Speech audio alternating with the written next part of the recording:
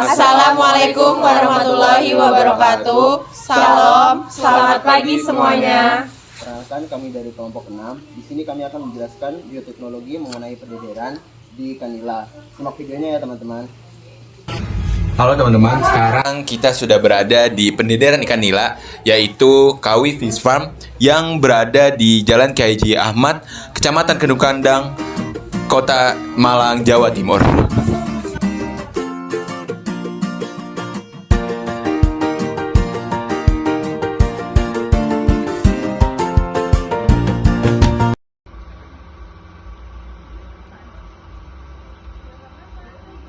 Halo teman-teman, perkenalkan di sini saya Fauzan selaku ketua dari kelompok 6. Bersama saya, di samping saya ada pemilik asli dari Kawi Fish Farm. Bisa dikenalkan, Mas? Halo, nama saya Heru. Saya selaku owner dari Kawi Fish Farm yang bertempat di Buring, Malang. Baik teman-teman, habis ini kita akan melakukan sesi wawancara dengan Mas Heru dengan beberapa pertanyaan, mungkin akan bisa dijelaskan langsung oleh Mas Heru. Jadi enjoy the video.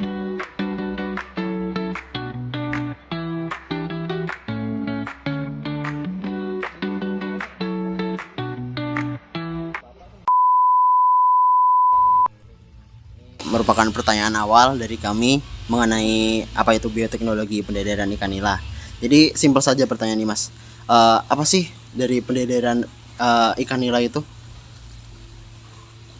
Oke, Mas Fauzan, definisi pendederan ikan nila. Kalau di ikan kita ada 3 fase, Mas ya. Ada pembenihan, terus ada pendederan dan ada pembesaran.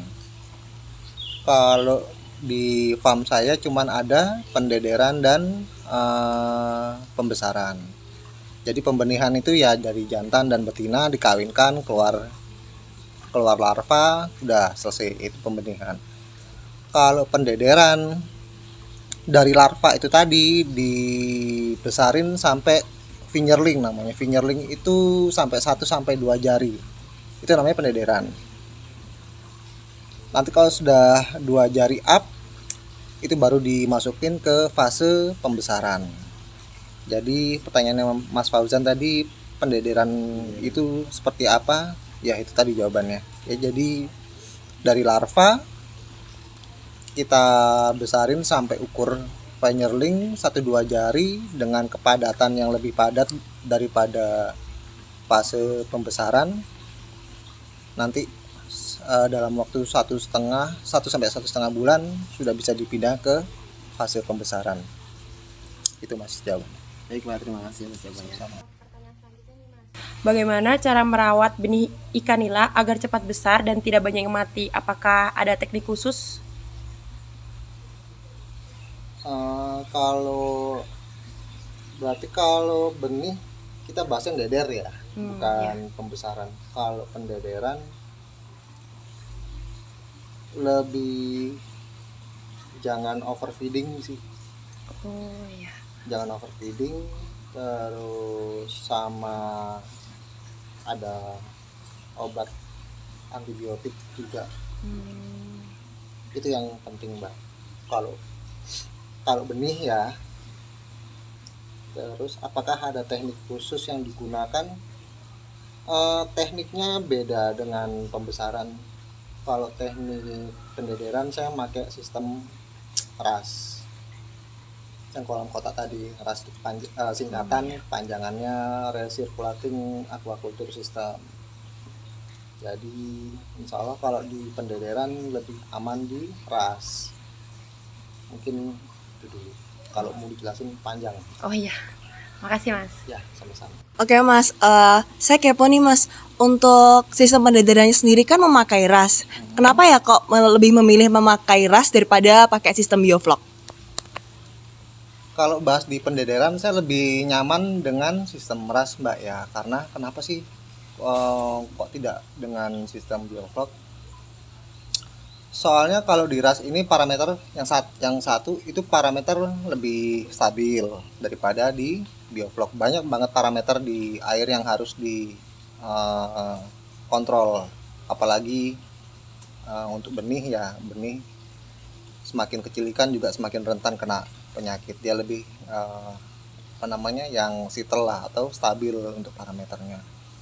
Terus yang kedua yang paling penting di sistem RAS ini tidak ada karbon.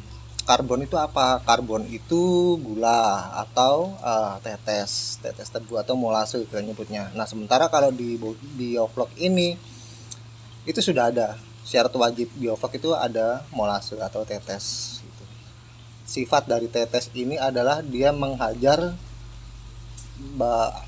apapun itu bakteri, mau bakteri jahat atau mau bakteri baik, dihajar semua. Kalau misalnya bakteri baik oke, nggak ada masalah. Cuman kalau ada bakteri jahat atau luka di badannya benih, yang dimana benih itu kan pasti kecil-kecil, kita nggak mungkin ngecek satu-satu, itu cepat sekali mbak untuk mematikan ikan itu, dan itu sangat menular.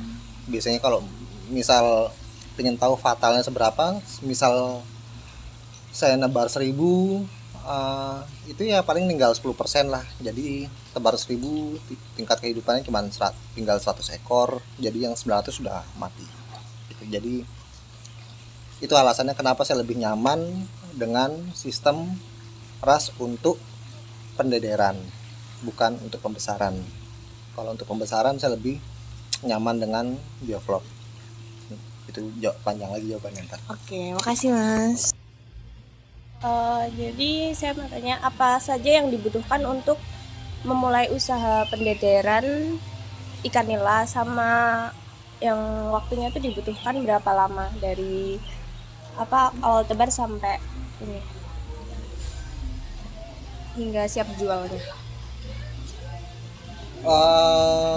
Untuk sekarang saya belum menjual Mbak Tias, Iya. benihnya ya, jadi saya masih menggunakan untuk kebutuhan sendiri sih. Terus yang dibutuhin apa aja sih Pak untuk memulai usaha pendederan ikan nila? Yang dibutuhin ya jelas kolam, terus media filternya ada banyak tuh, ada jaring nelayan, ada batu gombong, ada oyster, ada kalkines, pompa, aerator juga pastinya, sama benih. Itu sih yang pasti, sama pakan sama bibit. Terus berapa lama waktu yang dibutuhkan untuk tebar benih hingga siap jual? Sepengalaman saya untuk tahap pendederan yang sudah saya lakuin 1-2 tahunan ini, itu dari ukur 23 ya Mbak. Kalau ukur 23 itu sebesar apa sih Pak? Sebenih beras, seberas, Iya. atau kurang lebih gitu sih, sampai ukur 1 jempolan ini itu kurang lebih 1 bulanan, 30 sampai 45 hari itu sudah bisa masuk ke fase pembesaran itu Mbak. Sudah Pak. Oke, Mas, saya lanjut bertanya. Menurut Mas, apakah usaha pendederan ikan nila dengan memakai dukungan teknologi masih menguntungkan secara ekonomi di era sekarang? Kalau kita membahas teknologi berarti dengan sistem yang intensif Mas ya, karena kalau konven berarti kolam tanah, bukan non teknologi ya. Kebetulan saya di sini pakai teknologi ya RAS itu. Terus kalau dibahas secara finansial, maksudnya masih ada laba apa enggak? Alhamdulillah masih dengan keuntungan 150 sampai 100 ekor ya per ekor ikan. Jadi tinggal kali aja. Kalau misalnya 1000 ekor ya segitu. Kalau 1 juta ekor ya tinggal dikali aja.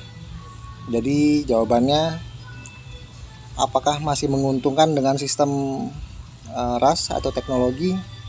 Masih sangat menguntungkan kok Mas, untuk zaman sekarang ya. Gitu jawabannya. Terima kasih. Baik Bapak, terima kasih. Oke teman-teman, jadi kita sekarang lagi ada di pendederan ikan nila di Kawi Fish Farm.